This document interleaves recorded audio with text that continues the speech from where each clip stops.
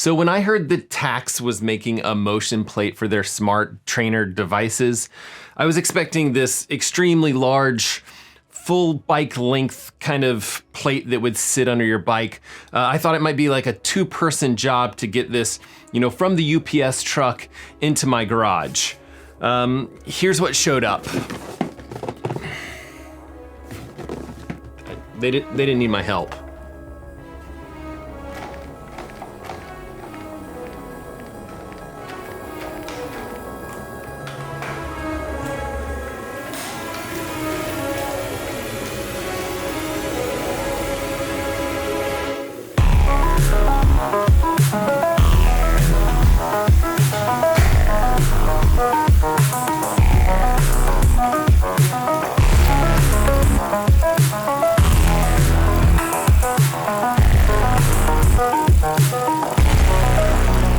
In the box, there's 2 plates that sit directly under each foot pod of your Tacx Neo compatible bike trainer.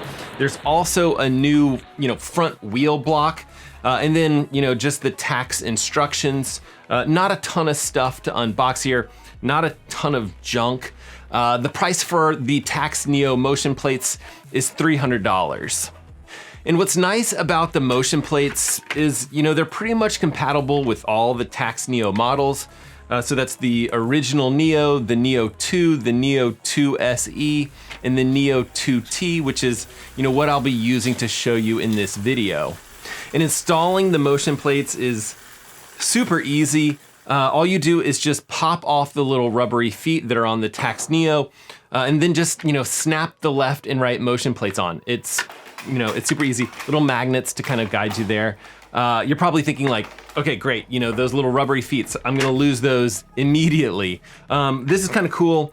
They actually have a little spot that you can pop them onto the, inside of the rocker plate just for storage. I love, stuff like that, the little things. I would say, like, slow golf clap for the engineer that thought of that idea. But there's left and right labels and arrows pointing forward so that you can kind of orient the motion plates correctly with the device. The plates connect to the trainer via these little magnet pieces here. And if your rocker plates aren't perfectly aligned when you have them installed, you're not gonna get that full range of back and forth motion. So, I would suggest that once you pop these babies on, you just kind of like pick up the trainer and kind of lay it flat, maybe just guide it a little bit just so that you do align the actual motion plates and you can kind of get that kind of full range of motion. Now the Neo motion plates do come with a slightly different front wheel stand that allows your front wheel to rock back and forth just a little bit. There's, another arrow here on the front wheel block just to align with the center of your front wheel. And then there's also an arrow pointing forward just so you can know which direction that you're supposed to point this. Basically, there's arrows absolutely everywhere, all over this product. The arrows, they'll show you where to go.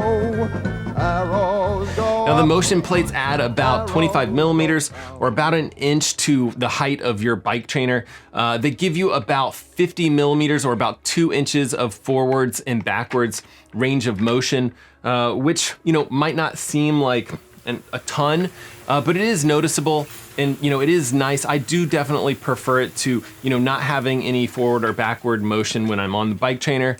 The motion plates add about 3.5 pounds of weight to your bike. They're not too heavy. Just for reference, the Neo 2T weighs about 50 pounds. That new front wheel stand, it officially supports bike tires up to about 28 millimeters. So, it's not gonna work for something like a mountain bike. If you are gonna use a mountain bike, I would just suggest, not using the front plate at all. You'll definitely be slightly tilted, but it'll still work. Now I noticed in the documentation that Tacx says that these plates are designed for normal cycling and to avoid sprinting. And yeah, I'm not sure, maybe all motion plates aren't really designed for sprinting. I think that they are designed to make, longer rides feel easier and, maybe a little bit more realistic. It's not that you can't sprint with the Tacx Neo motion plates. It's just that you're probably not going to want to. You're probably gonna prefer to pop these babies off. I think if it were me, I'd probably take the time to take them off, you know, depending on the workout. If the workout called for a ton of those short kind of like 15, 30-second burst efforts, or I might remove them if I was doing a Zwift race. I feel like Zwift races really, you kind of have to get out hard and then hopefully sprint at the end if things go well. But I really do like the Neo motion plates. You know, I really love just, you know, how easy they are to just kind of pop on and take off. I love the fact that they don't add a lot of bulk to the trainer. And I love the fact that, you know, after adding these, it's still a trainer that doesn't take up, you know, an outrageous amount of space in my house.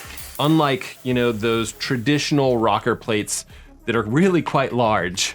But I was definitely taken back a bit by the price. The price is $300, which, you know, probably doesn't sound like a lot when you're kind of comparing it to those bigger kind of rocker plate items.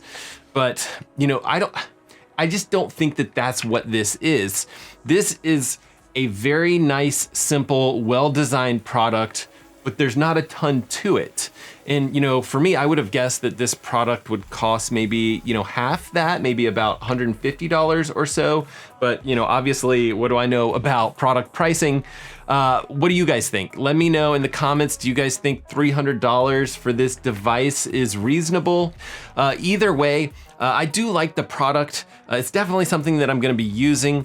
And I do believe that people should be, you know, potentially investing more in indoor cycling, especially now with all of the, you know, wacko drivers that are out there, you know, like juggling their cell phones in one hand and their like general lack of care for cyclists in their other hand. So, you know, if you do have a Tacx Neo, I do think that these are worth considering. But, you know, as always, be sure to get out there, swim, bike somewhere safe, run, rinse, and then repeat it all over again. And we will see you guys on the next one.